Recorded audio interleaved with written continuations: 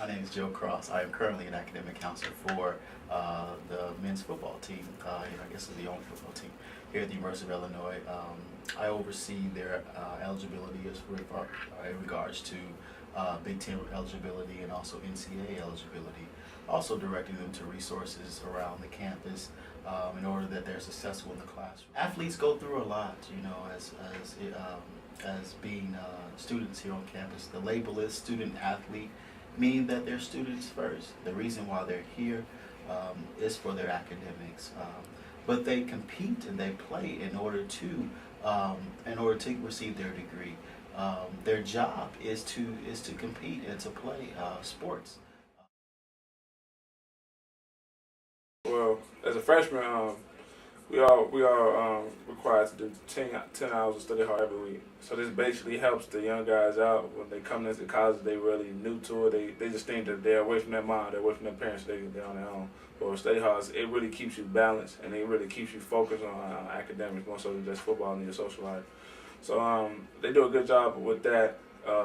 For example, Joe, he's an academic advisor. We meet with him once a week, and he pretty much just go over our grades and our current status in our classrooms, and that really keeps us on task as well. And as far as everything else, when it's pretty much just like any other student on campus, when there's ever a problem, there's always somebody to come talk to. We just happen to have a building that's specifically for football players. I'm pretty sure there's other buildings out there on campus, but we have arrangements with with tutors. Whenever we have a problem with the class, we can just send out a quick email to a few people, and we have a tutor. We have different people to talk to. We have mentors here and there. We just want to just relieve ourselves from just sports. We just have people that we can just sit down and talk to. So it's a good deal as far as academics. They make sure you're on top of your game, and of course the university is not going to settle for anything but the best. Well, I think it's befitting for athletes to be able to receive and not having to worry about their financial responsibilities of tuition, of books, room and board even. Because they're working so hard to represent this school, it's said to be even a 40-hour a week job to be a student athlete. A typical day start during the season. It would start somewhere around the lines about 6:15 in the morning. From far as wake up, we have to lift weights at 7. So probably get to the stadium get up here about 6:45. Work out for about an hour and a half. Have probably about 30 minutes to get changed for a 9 o'clock class. Go to class on the average from about 9 to about 12, or either from about 10 to 1. I'll be back here at the stadium around 2 o'clock. We have meetings before practice. Meetings usually start around 2:30 and last about 4 o'clock. 4 o'clock until about 6:30, 6:45 maybe. We are practicing on the field. Afterwards, we had to go to mandatory dinner, in which we eat with some other athletes on campus.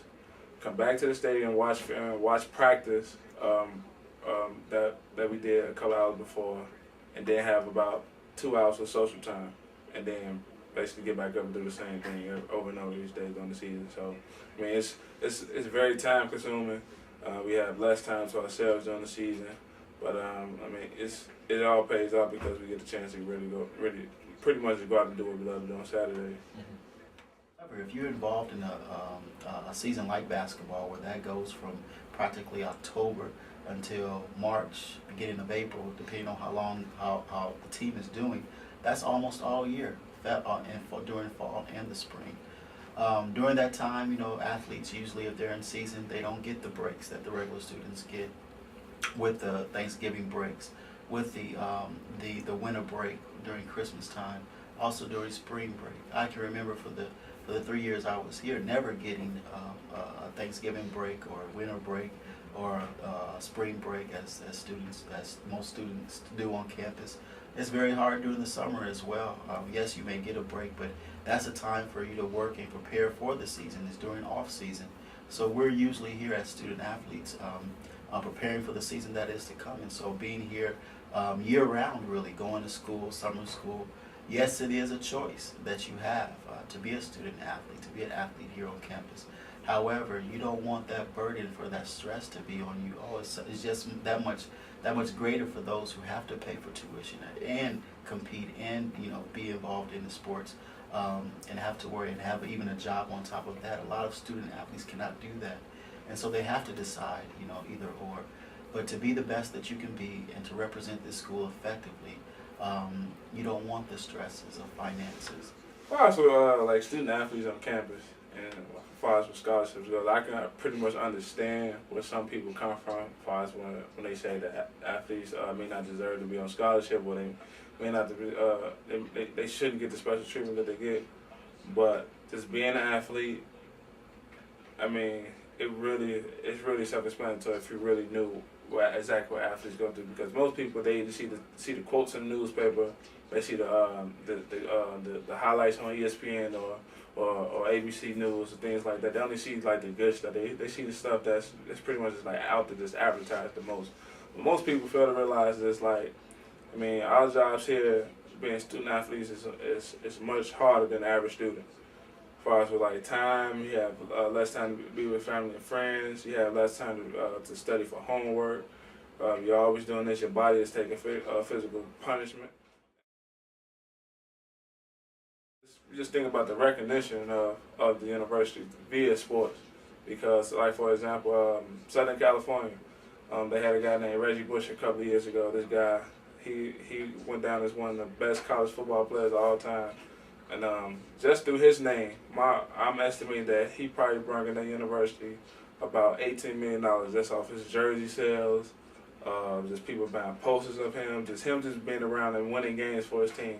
And let alone with the rest of the university, some of the other athletic department, I actually did a report last in the sports recreation and tourism class, and the average Division I university gross about $56 million a year just from the athletic department. I mean, that's a lot of money to bring in. So without sports, without some of the student athletes on campus, I mean, you lose out on $56 million per year. I mean, then obviously that adds up over the years, and there's many things you can do as far as facilities on campus and different rehab programs and stuff like that.